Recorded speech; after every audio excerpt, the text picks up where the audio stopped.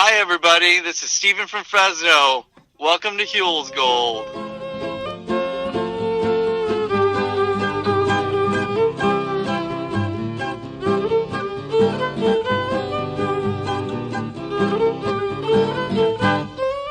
Well, hello, everybody, and welcome to episode 52 of Huell's Gold. I'm Alan. And I'm Chris. And away we go, not that far down the road. Nah, Soul Patch.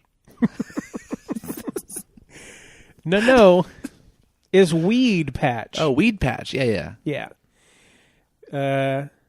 People who enjoy weed do have soul patches sometimes, but not in this case. So, Weedpatch is a phrase that if you're from the Bakersfield area, you say a couple times a year, I would say. Mm-hmm. It's definitely a location that you think of like, oh, way out there in Weedpatch. That's a way to describe something that's far. Like, oh, where can I get my tractor fixed? Way out there off Weedpatch Highway. And that's kind of the extent of our connection to this from the like top view, I guess. We used to drive it all the time, though. The road, yeah. Well, yeah. As far as the camp that this episode has to do with. Oh, yeah, family visited. No, really? I'm just kidding, no. So, this is kind of a weird episode as far as its framing of how it goes and everything, because there is absolutely no real theme song. California's Here I Come is not played. Huell doesn't show his face during the intro to this at all. It literally opens with stock footage of Dust Bowl. And Huell explaining it, which is the clip you're going to hear. And then Woody Guthrie sings. And now, I understand Huell just kind of gets away with whatever he wants.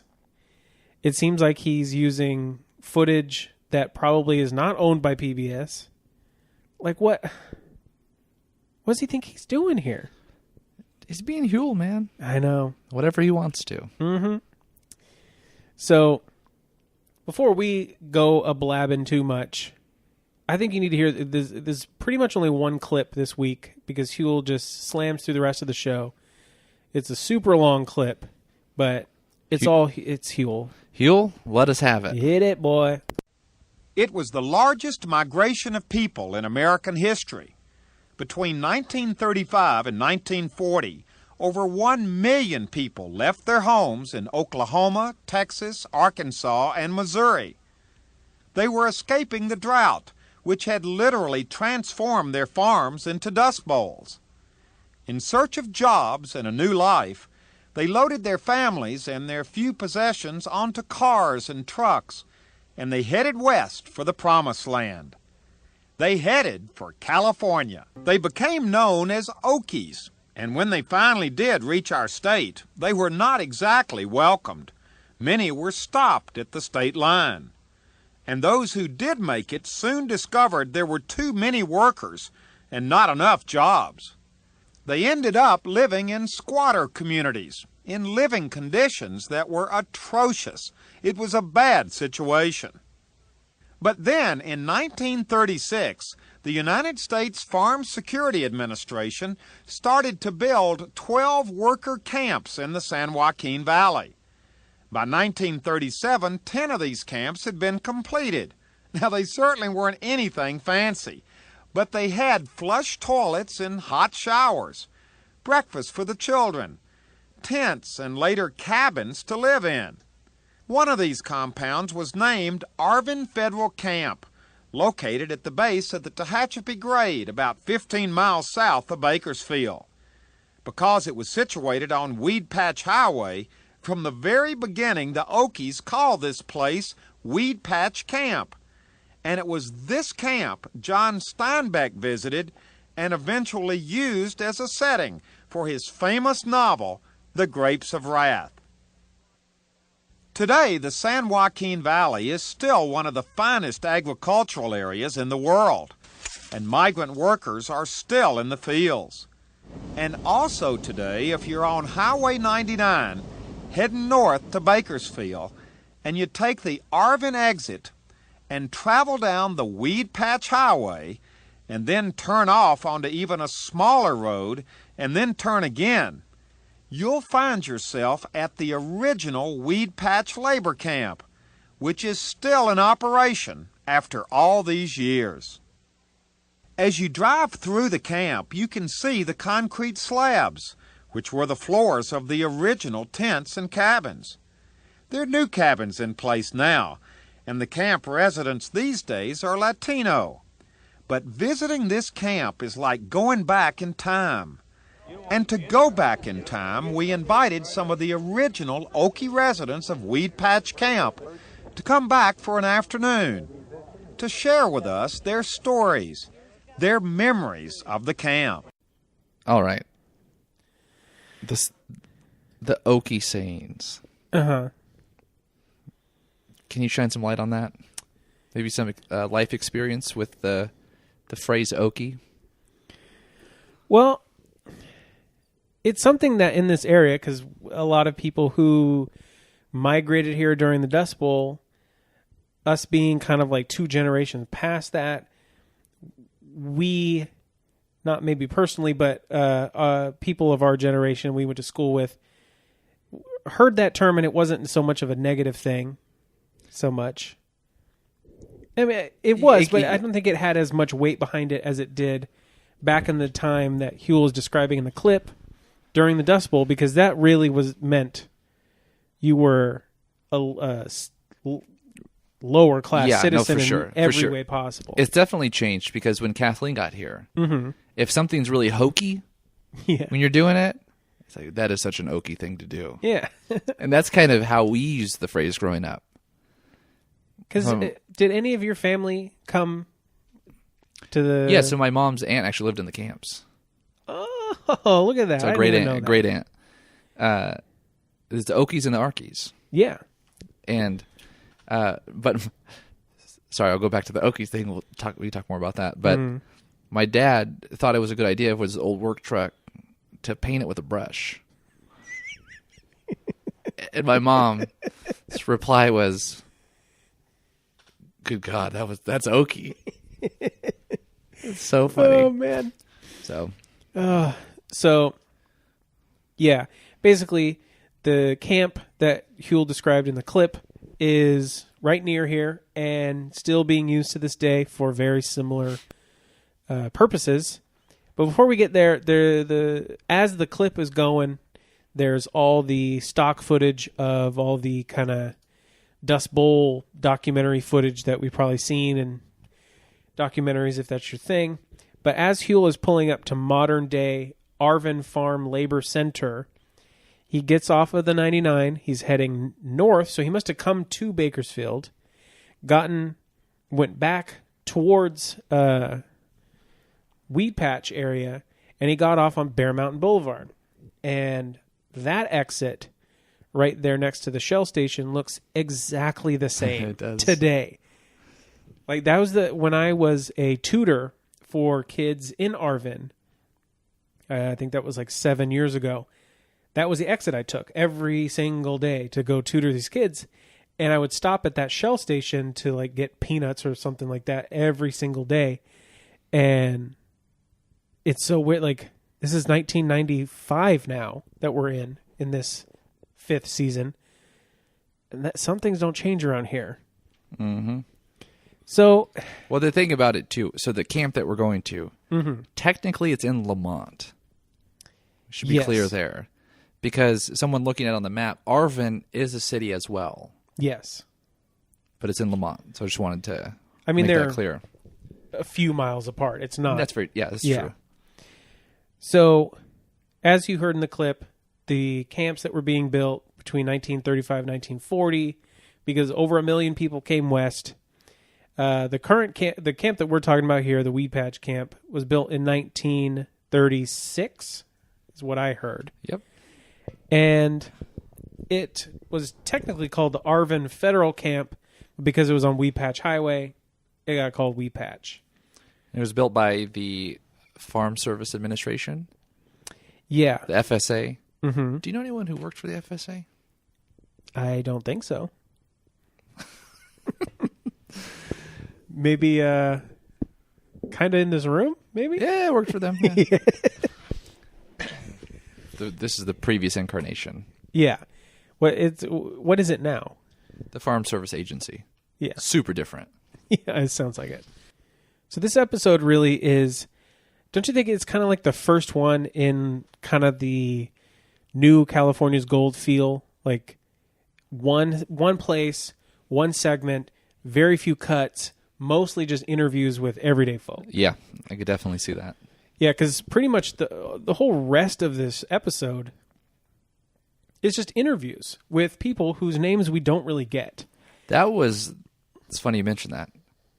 We only get really like two names. Mm-hmm. We get, and Paul, is it Paul? Paul Castro, yeah. Yeah, Paul Castro. We get Paul, and then I got to look for this one. And then we get Seema Weatherwax. Dude. Which we will get to her. It's not a Sweeney Todd character. Oh, man. So, yeah, the episode, as Huell's walking up, he asks, does anyone here remember this one? Talking about the lady he's walking up with, and there's lots of hugs and reminiscing. And then Huell just starts going down the row of the men and women who...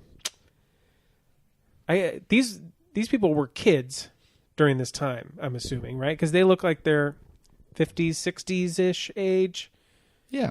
In the 90s, this would have been. So if this thing was built in the 30s, and if they're 8 years old, kind of puts it somewhat in the right. I guess they'd be like later 60s maybe. But either way, no one here has anything negative to say. That was the one overarching thing I noticed. Did you kind of catch that? Yeah, because the first lady that we talked to, she mentions that they were poor, but everyone was happy. Mm-hmm.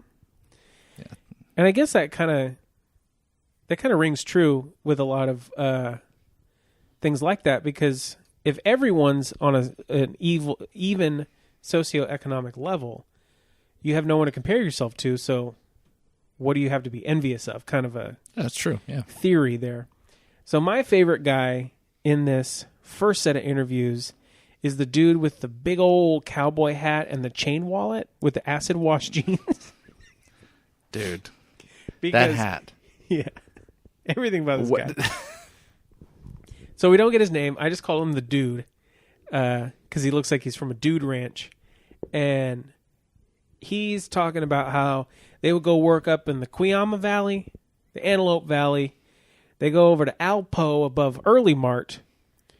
Now, Alpo is never how I've heard that town be called before. Let me see if I've always heard it called Alpa. Exactly, yeah. Okay. Because it's Alpaugh. Hey, this guy's been around longer than me. He actually went there. I've driven through it. But I think he successfully rattles off every tiny town. Yeah. Because he mentions Edison, Shafter. Well, Shafter's not small. That's a normal city now. But back then it was pretty small. Yeah. Now, Early Mart. Yeah. This Alpa. Yeah, he just rattles them all off. Yeah. I went to Early Mart many times, and Alpa's kind of right near it. The store? Well, that is what it was named after, but no. But it's amazing that this camp really is not close to many of those places. Like Cuyama's, That's deep. Well, it's like 50 miles away. That's not a short drive, especially in those like 1940s like work trucks that people were painting with a brush. So the interviews keep going, and I gotta say the people in this whole segment, obviously, like, these are our people. Like, these are Bakersfield people here. Yeah. I assume there might be some that moved away, but we were just talking about this last week when you mentioned, like, oh, maybe me and Kathleen saw each other at Coachella, and then I said King Leo's Pizza, whatever. Right. I gotta imagine that this, like, some of these people we saw as kids somewhere. Oh, yeah. Like, a lot of these guys strike me as hardware store owner types. They probably don't all do it, but you know that, like, kind of like man's man gruff guy Yeah. status. So I don't know about you. I went to the hardware store with my grandpa all the time. You probably went there with your dad or made you go. I thought you were going to go a different direction. Do you remember Fairfax, the baseball league? Yeah, I didn't go. So I didn't play JBA was the fancy league. Greenfield actually had a decent GBA had a decent league. Fairfax was like, well, it's only like $20 to play for the year. So it's like the Sandlot going on? Yeah, like I felt like I've seen a few of these people there.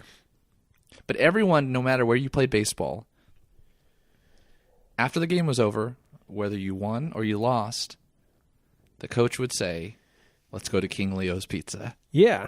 And it makes you wonder how King Leo's Pizza ever went out of business. Oh, you know, it shrunk and then it's toast. Because there were two of them, remember? There was... I didn't know that. I literally only knew of the one on Columbus. That one, the original one, RIP. But then they opened a second location when I was probably like 11-ish, where, you know, where the, I forget what it's called now, but it was the Super King buffet on Ming, where like thousands of people are flying through there on tour buses all the time by Guitar Center. Oh, yeah. Okay. That was King Leo's. Wow. I have a weird little story that makes no sense. For some reason, when I would get tickets, I wouldn't want to buy like stupid little toys or anything. I'd want to get useful stuff.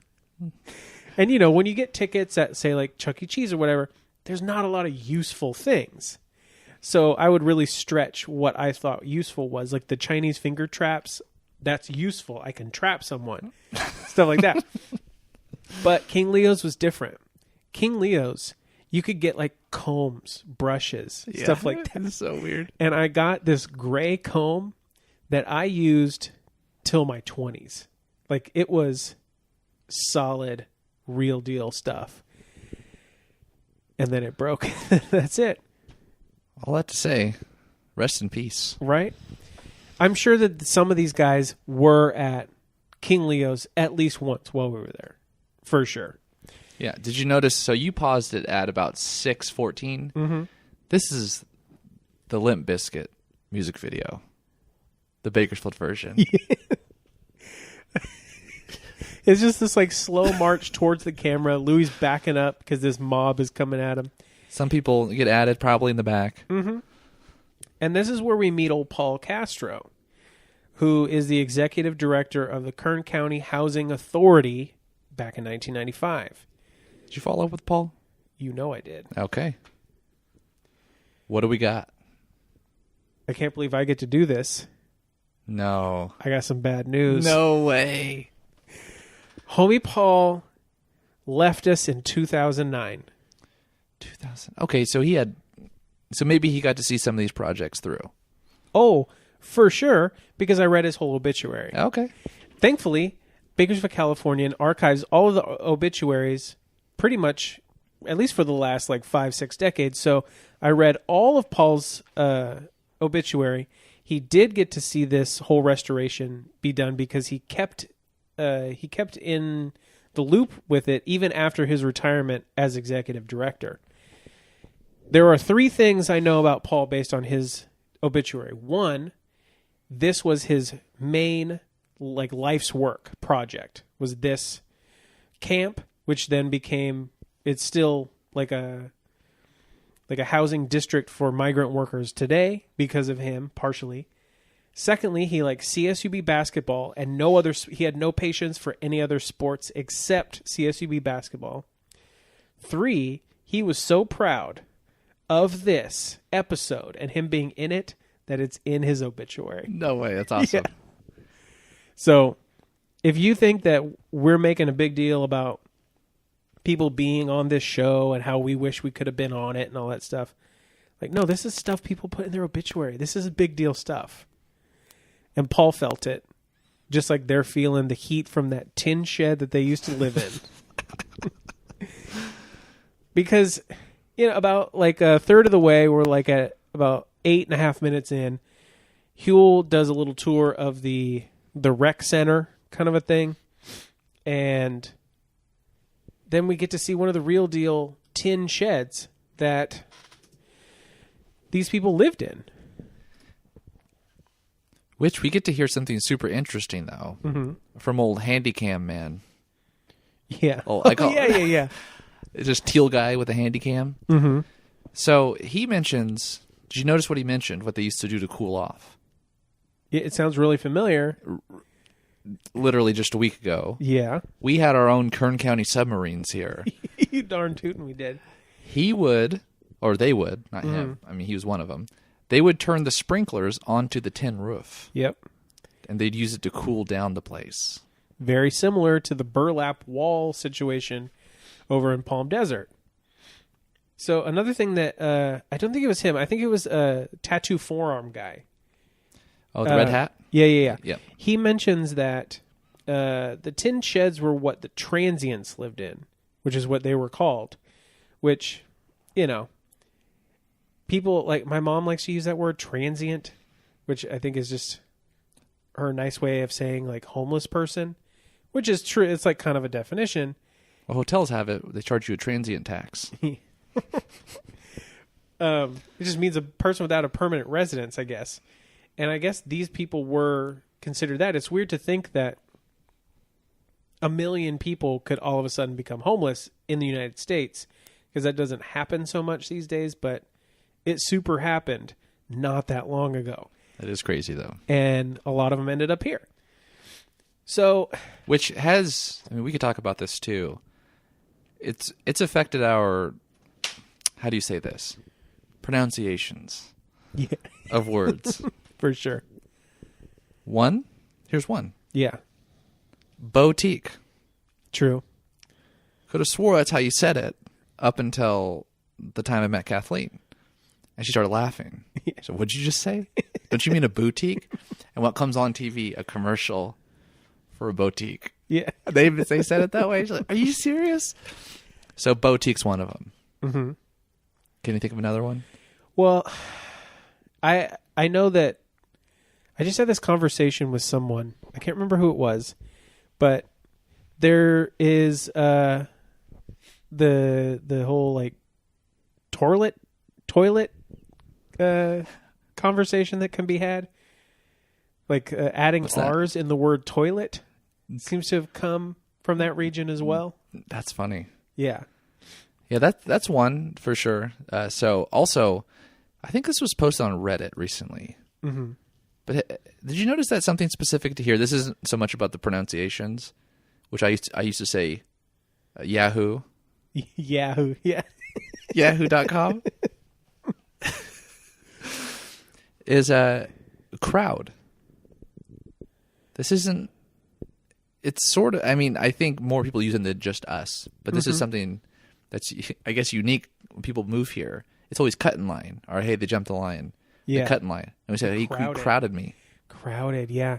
That kind of feeds into like a West Coast East Coast thing, which I've never looked into this either. I wonder, there must be some people out there who have maybe transplanted from the East Coast that can attest to this. But we stand in line, right? Mm-hmm. People that I know like grew up on the East Coast. These are mostly like celebrity people and whatever. I don't know a lot of actual real life friends who are East Coasters. They stand online. Online? Online. Not like America Online. Like they stand online. Nah, I don't know about that one. I don't like it. I won't use it. I hate it. So there's been a lot of other little cultural things that have come our way because of this. But it seems like these people who are here living in this area being the Weedpatch Camp, really held this whole thing in high regard. And we're going to hear like a really nice summation of why that might have been by old Red Hat Tattoo Forearm at the end, and we'll get there. But before we start that, Paul's going to talk to a couple homeboys hanging out by the old post office, and they're just telling stories. And that's unfortunately that's a lot of the episode. I don't want to just retell their stories. Yeah, it's something you kind of have to watch. But Paul does use a phrase, and when he was talking about the theater and the dance hall. Yeah. He says, well, you really got to turn back your imagination clock. Oh, dude. I wrote that down. I have never heard that before. Have you heard that before? No, I'm glad you brought it up. I would have missed that. Because I wrote back, turn back your imagination clock to see the bands in quotes on here. Oh, I like it, though. It's totally good. So we're talking about the post office and the library and little stories about both of those. And then we transition to... Well, before the post office, though. What? It's claimed that it was in the Grapes That's of Wrath. right. Yes, good. Yeah. I guess Paul has heard this so much that he's just considering it confirmed from so many people who live there that during the filming of the Grapes of Wrath movie, they actually filmed it here, which is, as you heard in the clip, where John Steinbeck came and visited that influenced the movie. So why not film it? Right, but also, remember on our history tour, when we were on our walk, because we were looking at where Bank of America is downtown right now. The tallest building in Bakersfield is the Bank of America building downtown, corner of Chester and Truxton. And it was the hotel that was there was the El Tejon. Mm-hmm. And John Steinbeck visited the camps, chose not to stay there, ended up staying in the fanciest hotel in Bakersfield just before he left. I remember our tour guide, the president of our Kern Historical Society, Ken Hooper, mentioning that kind of was telling of John Steinbeck and that he'd heard other similar stories, that he wrote these stories about, more down-home folk, but he wasn't going to be slumming. He was a fancy boy. Yeah. Either way, speaking of fancy boys, we're certainly not transitioning to any right now because we're meeting probably my favorite dude of this episode. Old Dr. Jerry. I think, okay. That's what I thought it was, yeah. Yeah. So, at about 13 minutes, 15 seconds, we get introduced to Dr. Jerry Stanley, who is the author of Children of the Dust Bowl. Oh, not the corn. No. Which was written in 1993, and it's the true stories from the Weedpatch Camp. Now, that's all the information that Huell gives us, other than the fact that it's shown that he is a professor at Cal State Bakersfield, our alma mater. That's true. My current mater. Was he already retired when you... Yeah. You were going through, right? I think it was 2004 or 2. Yeah, I didn't transfer over there until 2009 or 10, something like that. Oh, yeah, so he's long gone. But he was a professor of history, and Alan dug deep in the Wayback Machine of his website and found the real information. Read his background. He's went to Yuba College. Speaking of Yuba, yeah. We were just talking about this off air. Yuba College, 1965, got an associate's degree. Way to go. BA, California State University, Chico. MA, University of Arizona, PhD, University of Arizona, all in history. And his fields, which are... these are your fields. Dude. I think that's why you... To a T. This is everything you'd want to teach. American West, American Indian, California history, California Indians. Dude, he's my boy right there. So, I found that it's funny when you look at his websites, they don't look like they've been updated since this episode aired. And one of them that I found was on bluegrassbooks.tripod.com, and it's 15 fun facts about Jerry Stanley. And my favorite thing that he had to say was that, as written in his autobiographical sketch in 7th Book of Junior Authors and Illustrators in 96. The 7th book, or it's called the 7th book? It's in italics, so... Oh, so it is the book, okay. It says, "My books are aimed at the heart of the ignorance and intolerance in our world, and if I could, I would fashion them into stakes and drive them in." Jerry! Dang. You're so crazy. I didn't really get much more about Jerry. Currently, I know that he spoke at CSUB on Dust Bowl Children in 2013, which I was going to school then. I'm really bummed I missed him. I don't know what he's been up to the last couple of years, though. Yeah, I didn't find an obituary, so I have no news on Jerry. I guess I could have looked at Transparent California to see if there's still a pension payout. True. Yeah. So that's your favorite way to spy on people. But Jerry's really touching on something that's actually right outside the camp, because you see it in the video of the episode. It's right outside of the gates, which is the camp school, which is still a school to this day, Sunset School. yeah. What was different about this school, though? Well, old Leo B. Hart, who was the superintendent at the time, who got a school named after him here in Bakersfield. And also, just before we get into that, there is a Leo B. Hart scholarship fund for credentialed teachers that was established by Jerry at CSUB. Jerry, hook me up with that. I know, right? Anyway, he talked about Leo B. Hart leasing the land from the government for $10, borrowing a bunch of materials, and then just telling the kids, go build yourself a school. And they did. Like, the teacher had to have double duty as teacher and carpenter, electrician, all this stuff. And that's what they did. And they built like this super advanced, crazy school, like where they learned many different trades and skills. So one of the funny things, Built themselves a pool. So the kids built their own school, and Huell says, "Oh, this is like a magnet education." Yeah. Well, kind of, but there's something that Jerry or Professor Stanley says. Yeah, I like Professor Stanley. He says, "Yeah, it's a bootstrap approach to education." Yeah, pretty much. It kind of sums it up. Yeah. So after Jerry's going to stick around, but then we're going to hear from Vic Myers, who was actually one of these teachers at the Weedpatch School. And Vic, he doesn't like throw a bunch of new information out there. You could tell he's just really soaking it in and having a good time reminiscing with his old students.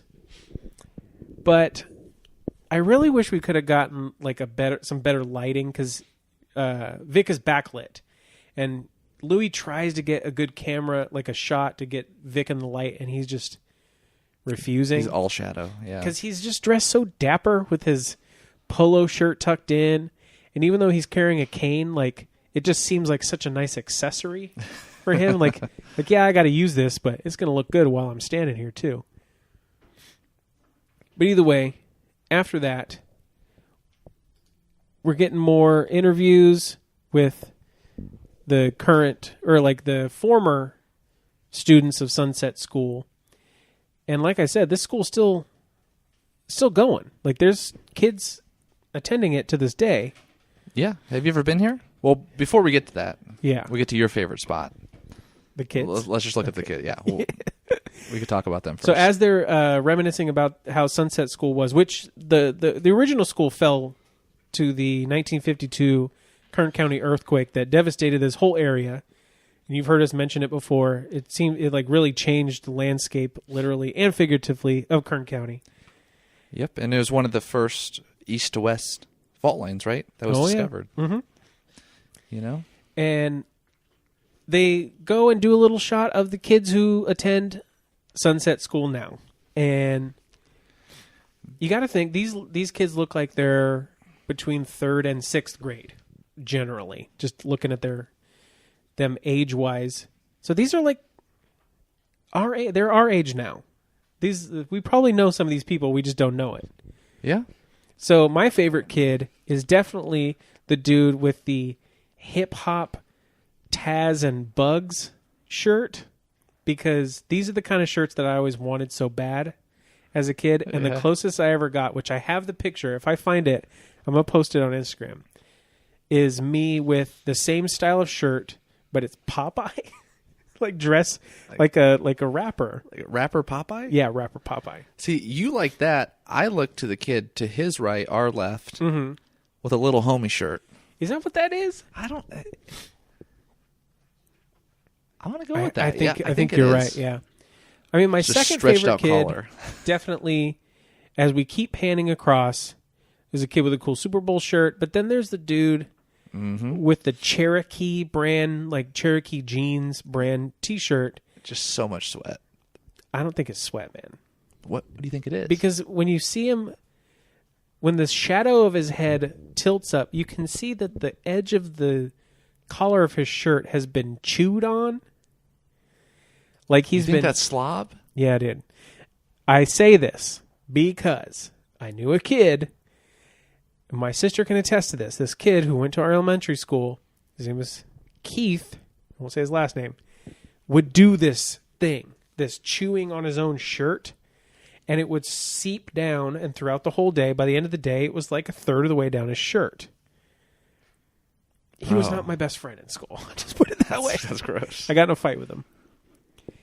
He crowded me in line during Foursquare, so I slapped the milk out of his hand, and we got in a fight. And I got to in the trouble. side or down? Huh? Did you slap it like out? Up. Up. I slapped it up, That's awesome. and then we got in a fight, and I got sent to the office. So, after this whole little school bit, the kids are getting a lesson from a guy who I don't think we've met this guy yet, but he has pictures of what the camp used to look like. But really, we're transitioning from, we went from Paul, then on to Jerry, and now our third main character of this episode, It's none other than Richard Chon, who may not sound all that familiar to you, but he's pretty familiar to us because we spent a couple weeks trading emails with old Richard.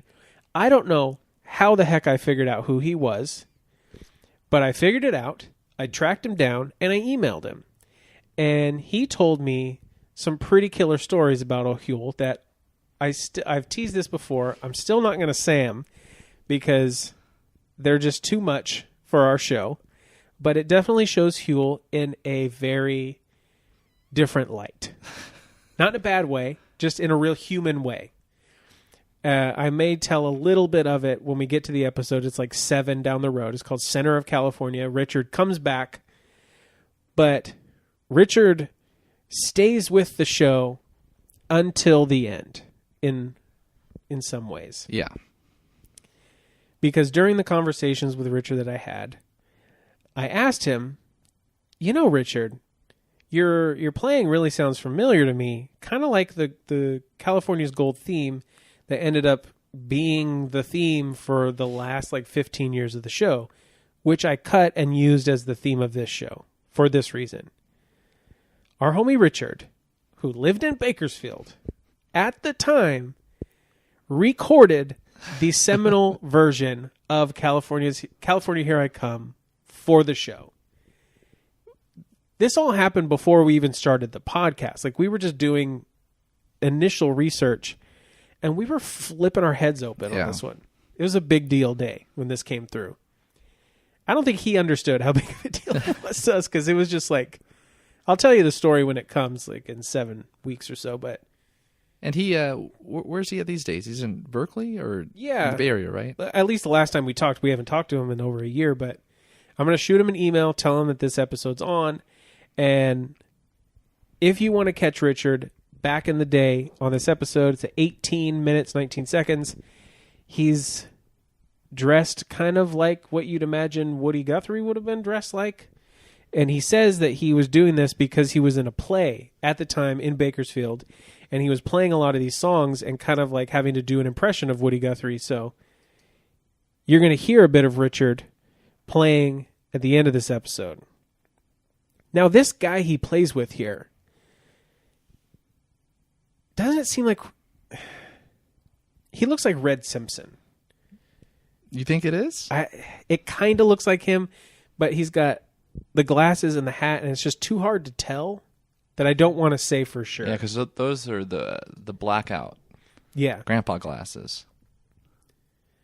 No, are they? Yeah, they are, huh? Yeah, they are. Yeah. But either way, this is a ripping song they're playing. You really should listen to it. Again, at 18 minutes, 19 seconds. And Richard told me the story about how he wasn't even invited to go out here. Him and I think a couple of these other friends just had heard about it. or something, and they just went out on their own, and they're just like, hey, let's just play music. What are they going to kick us out? And that's what they did. They just hung out, and he was really impressed about what happens at the end, where Richard is playing the song Do Re Mi, which is a Woody Guthrie song, and that how they transitioned it into the real Woody Guthrie version is good stuff.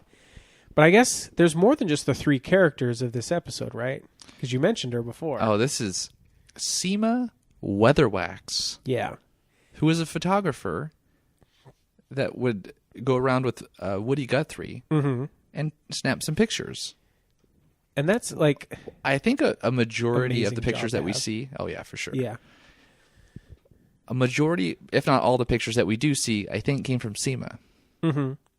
So... Yeah, because I would say one of the... Probably the most famous Dust Bowl era photographer was Dorothea Lange, who most of the pictures that you see, like the more famous Dust Bowl pictures, those are hers. But really, like... These are good. Seema's are good. And knowing that they're all, like, at least the ones we're seeing in this episode, are right here, Kern County, Weedpatch. This is it's cool. And it's weird because I've never seen Woody Guthrie look this way. Like, most of the time you see him and he looks like, you know, kind of dusty, dirty, I just rode a railroad car kind of a look, which Woody Guthrie did do, but he also was, like, a very rich and famous musician later on in life. And this kind of shows him in a very clean shirt with a trimmed beard and like a fancy hat on. And I mean, it's cool that he was still playing his character of Woody Guthrie, which, you know, me saying that is kind of controversial because some people think that Woody Guthrie, the character, was not who Woody Guthrie, the person, really was, but whatever. If Seema was around, she could tell us for sure. Yeah. We don't know that she isn't around. Could you not find anything? I didn't look her up. Should we look her up real quick? Let's check it out. All right, cool. This is amazing. So I got some bad news. Yeah. She's not with us anymore, but Homegirl had a life. she had a life. And we also figured out what accent that was. Yeah, it is a very interesting accent, but Russian. Russian, yeah. It's Russian. So Basically, she released her biography, right? Yeah. In Santa Cruz. Do you know? Okay, let's read this. In 2005, she had her 5th public show of her photographs at Special Collections at the University of California at Santa Cruz, and then celebrated her 100th birthday and the release of her biography, Seema's Show, A Life on the Left. And That was she was 100 in 2005, and when did she die? June 25th, 2006. So She literally wrote her life. right up to the end. And she was like a very established photographer, seeing as she was living in Yosemite, assisting Ansel Adams in the 30s, and then only left there in 1942 to marry Jack Weatherwax and became an activist in Los Angeles all the way till 1984 when she moved to Santa Cruz. So that means she was a Santa Cruzian during the time of this episode here. Okay. So she traveled all the way up or down just for this special day. That's cool. Yeah. So Seema definitely is a character. She looks super fly. She's got this like embroidered white shirt on. And she's what, like half Huell's height too? It's just such a funny little juxtaposition, these two people standing next to each other. But man, I wish he could have gotten some more interviews with her because she sounds like an interesting lady. So after Seema, we get that nice little wrap up with Red Hat Tattoo Guy, where he says that even though we as Okies came here and people thought we were nothing, we were proud of what we stand for and who we are. And Huell says, what do you stand for? And he says, poor people. Which he then elaborates that he says, people who came from nothing and made themselves into something. And that's what we did. And we're really proud of that. And, you know, not everyone necessarily did that who came here, of the million people who traveled west. But I would say most probably did. You kind of had to. I think so, yeah. And it certainly shaped this area we live in a lot of ways. A lot of it not necessarily in the ways people expected. I'm sure a lot of people came here looking to get agricultural work and probably went into the oil business, which dominated our area, which we're actually going to get to learn a lot about. Oh, yeah? In future episode coming here. Not in a while, though. It's going to be at least a couple months till we get out to Old Taft, but... Hey, where are we going next week? Well... Have we figured this out? I know where we're going. Do you know where we're going? I don't.